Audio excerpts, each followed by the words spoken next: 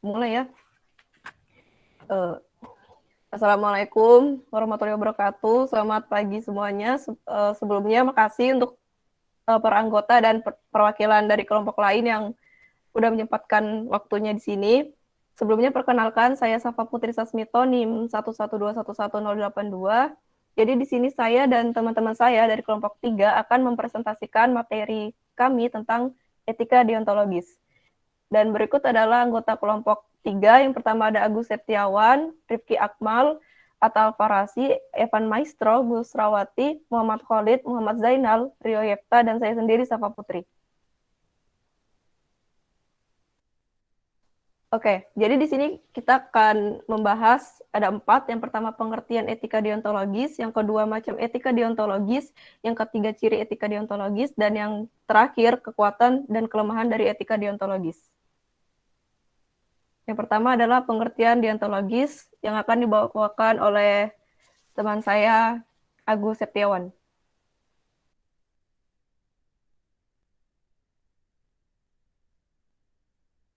Ada Kak Agus? Astaga.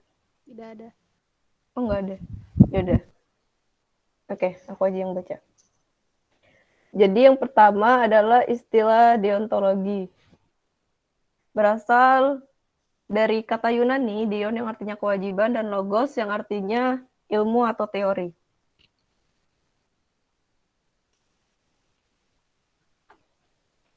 Jadi, deontologis itu adalah perilaku yang etis sama dengan aturan yang berlaku. Deontolog percaya bahwa tujuan filsafat moral seharusnya untuk mencari tahu aturan untuk menjalani kehidupan moral, dan bahwa begitu orang tahu aturan itu, mereka harus mengikutinya. Menurut etika deontologi ini, suatu tindakan dinilai baik atau buruk berdasarkan apakah tindakan itu sesuai atau tidak dengan kewajiban. Dengan kata lain, suatu tindakan dianggap baik karena tindakan itu memang baik pada dirinya sendiri, sehingga merupakan kewajiban yang harus kita lakukan. Sebaliknya, pelanggaran terhadap hak orang lain atau mencurangi orang lain adalah tindakan yang buruk pada dirinya sendiri, sehingga wajib dihindari. Selanjutnya, Rifki Akmal. Selanjutnya, arti etika deontologi terkadang dideskripsikan sebagai etika berbasis kewajiban atau aturan, karena aturan mengikat seseorang dengan kewajibannya.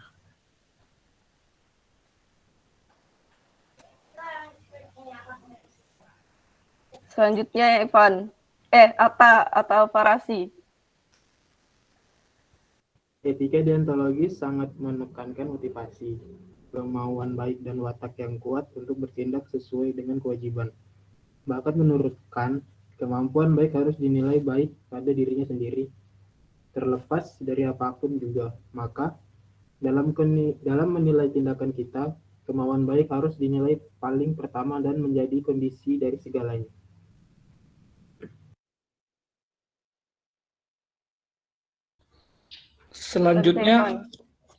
Selanjutnya menurut Kant, tindakan yang baik adalah tindakan yang tidak saja sesuai dengan kewajiban, tetapi karena dijalankan berdasarkan dan demi kewajiban. Kant menolak segala tindakan yang bertentangan dengan kewajiban sebagai tindakan yang baik, walaupun tindakan itu mendatangkan konsekuensi yang baik.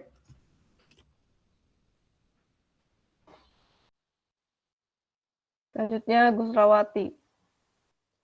3 hal yang harus dipenuhi. Supaya suatu tindakan mempunyai nilai moral, tindakan itu harus dilaksanakan berdasarkan kewajiban. Yang kedua, nilai moral suatu tindakan bukan tergantung dari tercapainya tujuan tindakan, melainkan pada kemauan baik yang mendorong seseorang melakukan tindakan tersebut. Yang ketiga, konsekuensi dari kedua hal tersebut. Kewajiban untuk mematuhi hukum moral universal adalah hal yang niscaya bagi suatu tindakan moral. Yang kedua adalah macam etika deontologis.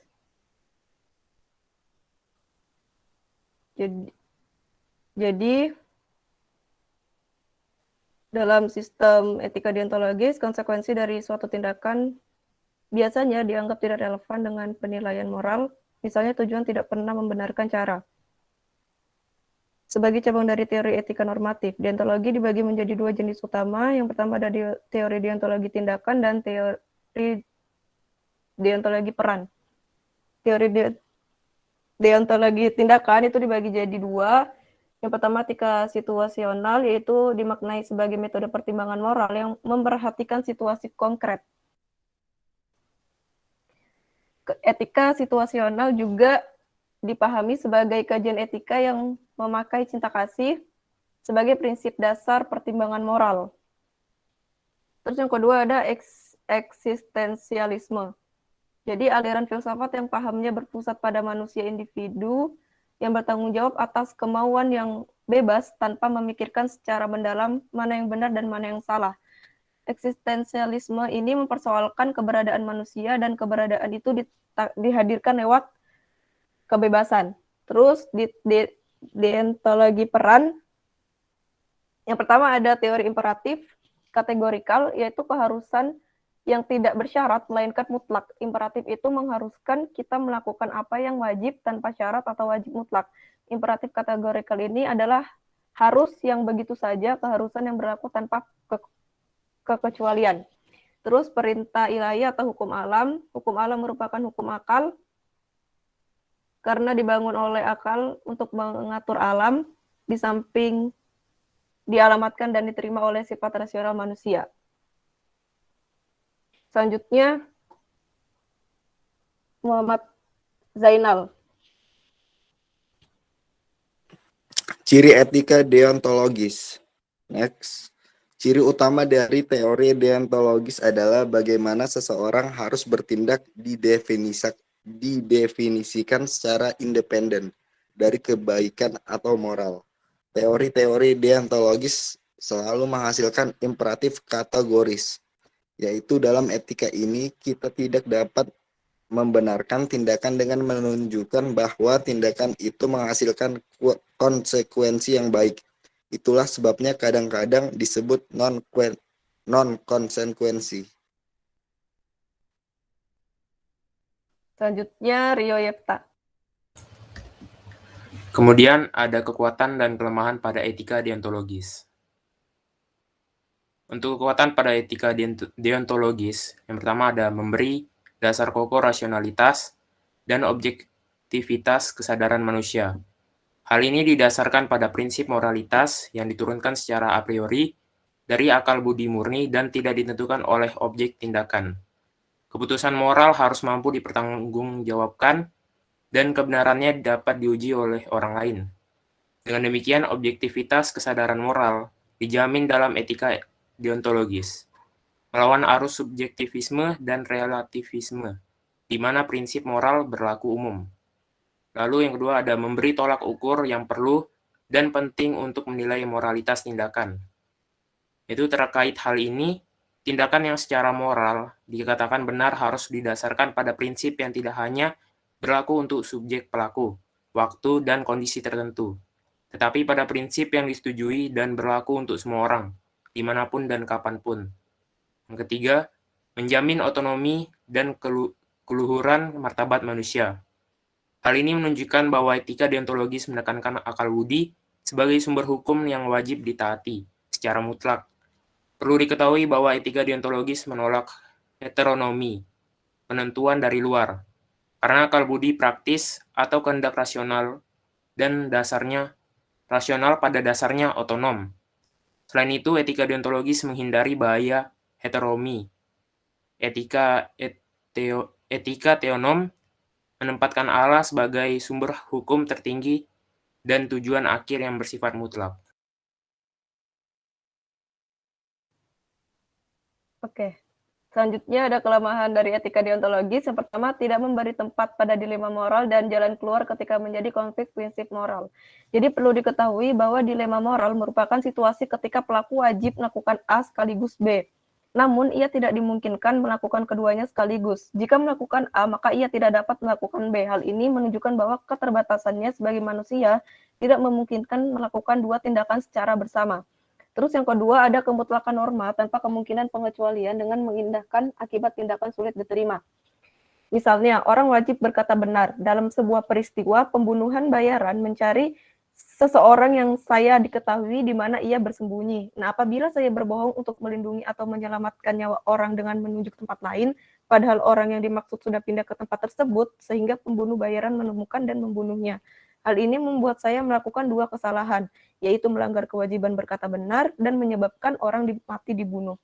Terus yang ketiga, ada imperatif kategori selalu formal dan tidak membantu mengerti kewajiban yang secara konkret mengikat pelaku moral. Misalnya ingkar janji, berbohong, bunuh diri, tapi bukan secara positif mengenai apa yang harus dilakukan. Oleh karena itu, moralitas hanya menetapkan batas ruang lingkup manusia dan tidak memberikan arah. Imperatif kategori sekedar memberi tolak ukur dalam menguji benar atau tidaknya kaidah, namun tidak membantu mengetahui dari mana pelaku moral memperoleh kaidah yang mau diuji. Dengan demikian, moralitas dalam etika deontologis mengandaikan adanya praktik moral yang sudah berlaku. Next. Oke, itu tadi presentasi dari kelompok 3. Untuk perwakilan dari kelompok lain, dipersilakan untuk bertanya.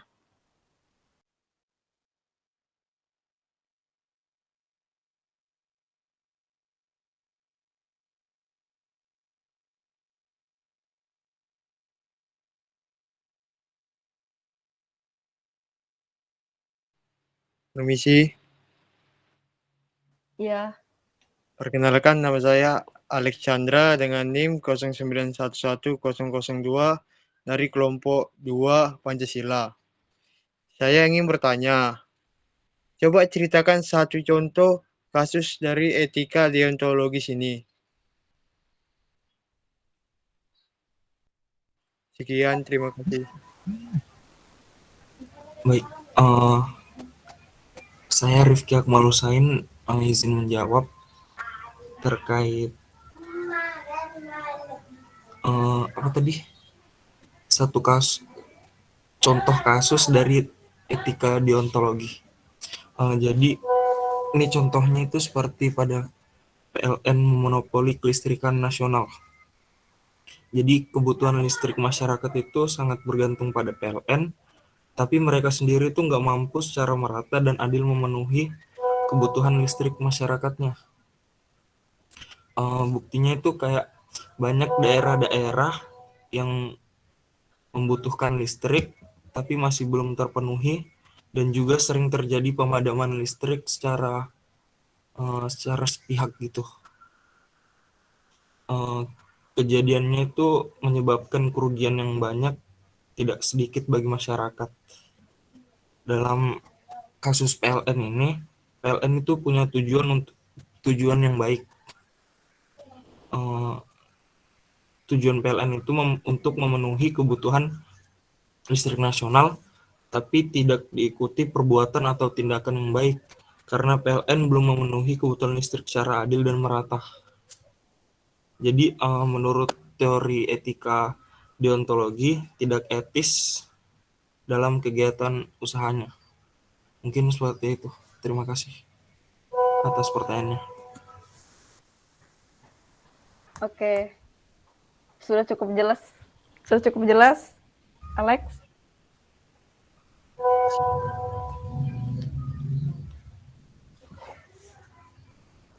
Oke, baik. Silakan untuk perwakilan lain. Kalau misalnya ada yang mau ditanyakan, silakan bertanya. Baik, terima kasih. Sebelumnya, perkenalkan nama saya Filipus Sirali Nazara, NIM 09211017, perwakilan dari kelompok 5. Jadi, saya mau tanya, pertanyaan saya itu, contoh penerapan etika deontologi ketika menjadi karyawan. Terima kasih.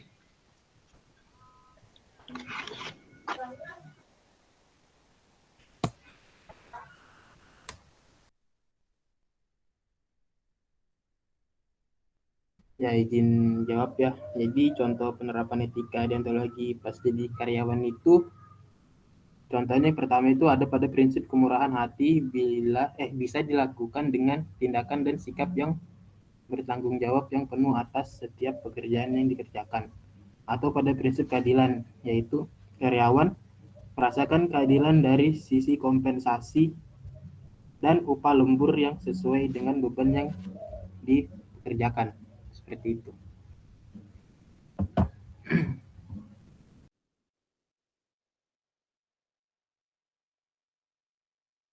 Oke. Silakan. Mungkin satu orang lagi. Sudah cukup jelas ya, Filipus. Iya. Baik, terima kasih Terima atas kasih. jawabannya. Iya, terima kasih. Silakan yang mau bertanya lagi. Izin masuk ya. Iya, silakan. Sebelumnya perkenalkan, nama saya Syahrul Gunawan Sitanggang dengan NIM 09211052 dari kelompok 4. Izin bertanya, berarti dalam etika deontologis ini apakah berbohong saat wawancara kerja itu tidak salah? Karena dalam etika ini suatu tindakan yang nggak baik karena tindakan itu memang baik pada dirinya sendiri. Terima kasih.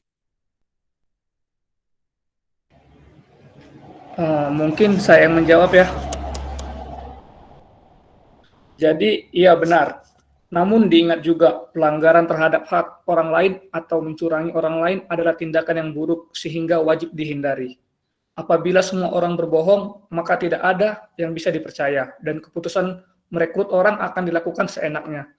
Intinya, deontologi ini menjelaskan bahwa berbohong itu selalu salah, karena jika semua orang berbohong, komunikasi manusia akan hancur total.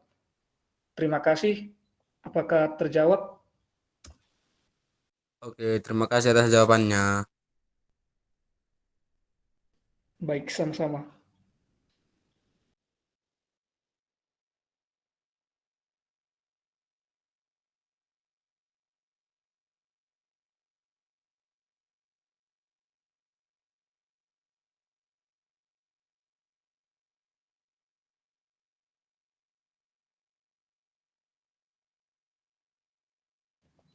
Baik, mungkin acaranya sudah selesai.